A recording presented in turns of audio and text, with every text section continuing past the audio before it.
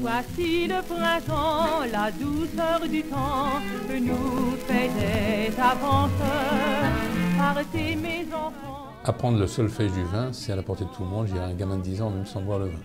Quand vous observez les vins, c'est vrai, si vous prenez par exemple un Beaujolais, vous êtes couleur gelée de framboise. Si vous prenez un Bourgogne, je parle dans sa jeunesse, c'est orangé. Si vous prenez un Bordeaux, ça va être quand même tuilé, hein, c'est l'expression qu'on donne, c'est-à-dire une expression quand même un petit peu plus lourde. Et si vous partez sur la vallée du Rhône, vous aurez des vins qui vont être très foncés, d'accord ?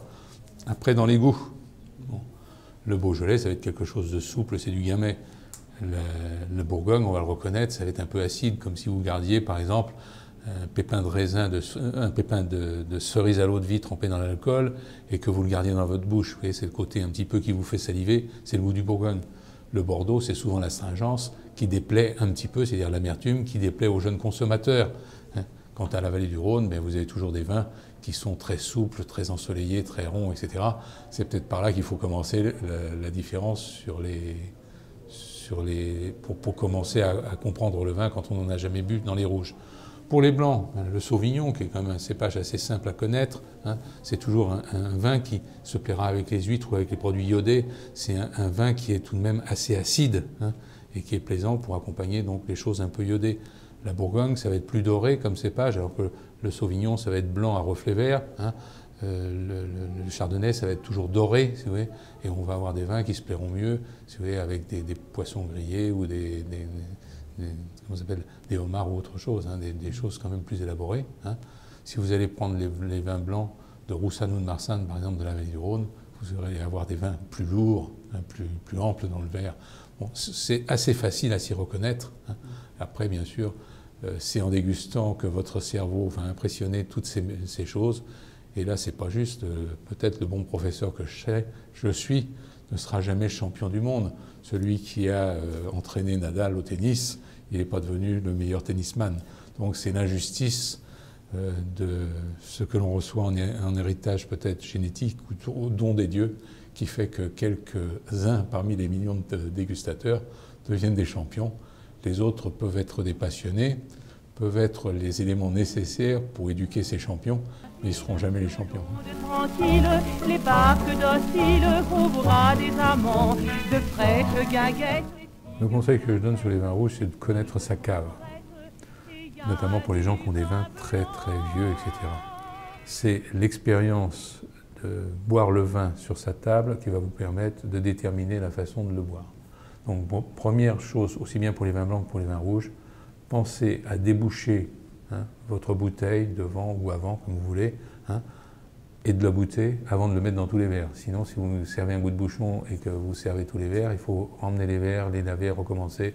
Donc, première précaution, ne jamais servir un vin à ses amis sans goûter le vin. Pour le vin blanc, c'est vrai que souvent, le vin blanc est bon à boire tout de suite. Pour le vin rouge, vous avez plusieurs sortes de vins. Vous avez les vins très vieux qui ont des lies très fines. Donc, il est certain que le seul fait de les déboucher peut provoquer, si vous voulez, un trouble dans la bouteille. Donc, à déboucher avec précaution, bouteille debout ou bouteille dans un panier. Hein. Ensuite, vous le passez dans une carafe rapidement et vous servez vos gens très vite. Ce vin est déjà très vieux, il n'a pas besoin d'oxydation pour chasser son excès d'acidité ou son excès de tannicité. D'accord ? Deuxième opération, le vin que vous avez bu aujourd'hui avec vos amis, vous en avez gardé dans votre verre. Quand vous arrivez au fin de repas, il vous semble meilleur qu'au début. Ça veut dire qu'il a besoin d'oxygénation. Donc dans ce cas-là, soit on le passe en carafe au moment où on sert les vins blancs avec une grande surface d'oxydation, et en 1 heure, le temps que vous mangez vos entrées sur votre vin blanc, ça va se faire. Ou deuxième solution, si vous connaissez bien vos amis et qu'ils ne se doutent pas de ce qu'il y a dans la bouteille, ils ne pensent pas que vous puissiez les tromper du contenu de la bouteille, puisque c'est quelque chose qui est interdit par exemple au restaurant, bien vous pouvez déboucher votre bouteille 3-4 heures à l'avance. Hein, et à ce moment-là, par le simple fait de l'air qui rentre dans la bouteille, sans surface d'oxydation, vous avez à peu près le même résultat que 3/4 d'heure ou 1 heure dans une carafe. Hein. Donc l'oxydation, si vous voulez, ça permet de servir. Avoir toujours une carafe à la maison, c'est intéressant. Votre vin, vous le sortez de votre cave, c'est un Bordeaux, il fait 16 degrés, votre carafe est à 20 degrés, vous passez votre vin qui est trop jeune dans la carafe, vous le rehaussez en température, vous lui permettez son aération, c'est intéressant tout de même.